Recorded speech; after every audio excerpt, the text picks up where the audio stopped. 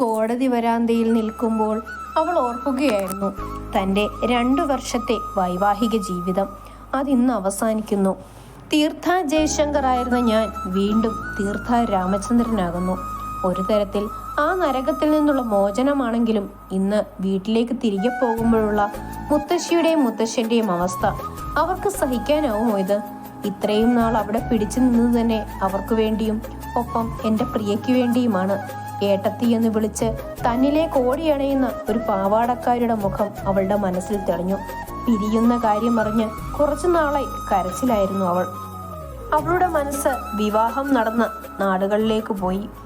ഞാൻ തീർത്ഥ രാമചന്ദ്രൻ.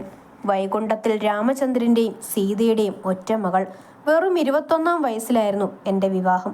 ഒരു അധ്യാപിക ആവുക എന്നത് എൻ്റെ സ്വപ്നമായിരുന്നു. ഡിഗ്രി കഴിഞ്ഞതും ഒരാഴ്ച പിന്നിട്ട് എൻ്റെ വിവാഹം കഴിഞ്ഞു. അച്ഛയ്ക്ക് ബിസിനസ് ആയിരുന്നു, SR കൺസ്ട്രക്ഷൻസ്.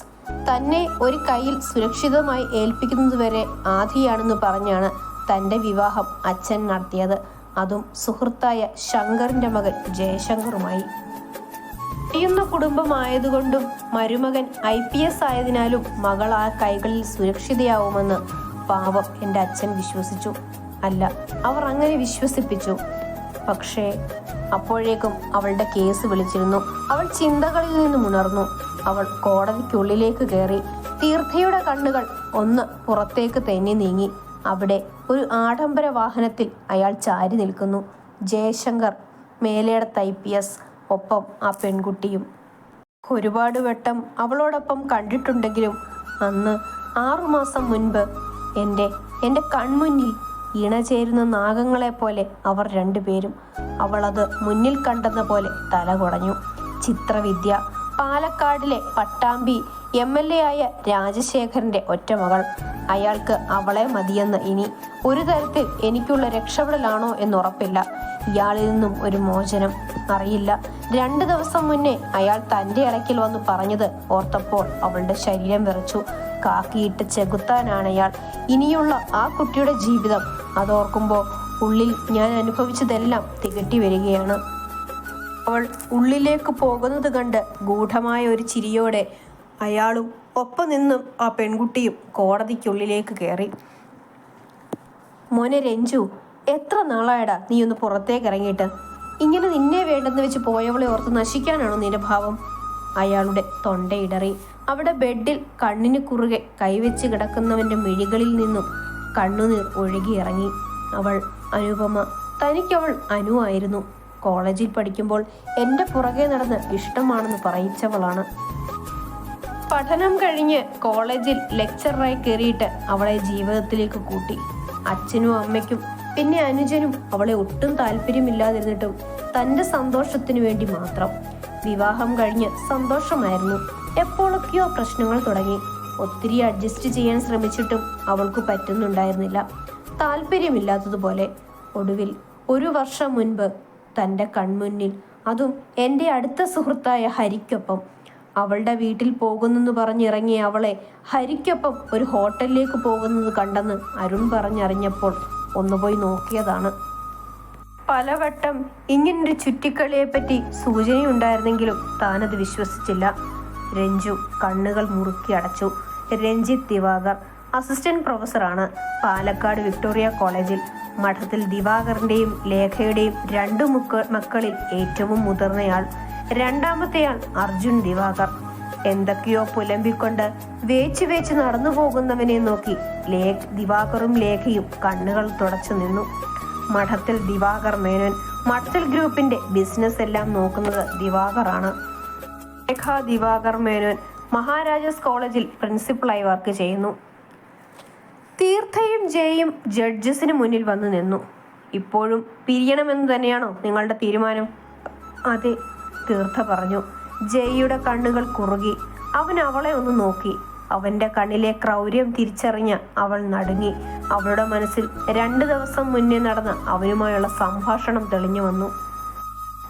പിരിയാൻ പോകുന്നു എന്നുള്ള കാര്യം വീട്ടിൽ മുത്തശ്ശനോടും മുത്തശ്ശിയോടും പറയാൻ കഴിയില്ല എന്നതുകൊണ്ട് അവൾ കൂട്ടുകാരിയായ ധന്യയ്ക്കൊപ്പം അവളുടെ ഫ്ലാറ്റിലായിരുന്നു കഴിഞ്ഞ 6 മാസക്കാലം താമസിച്ചത്.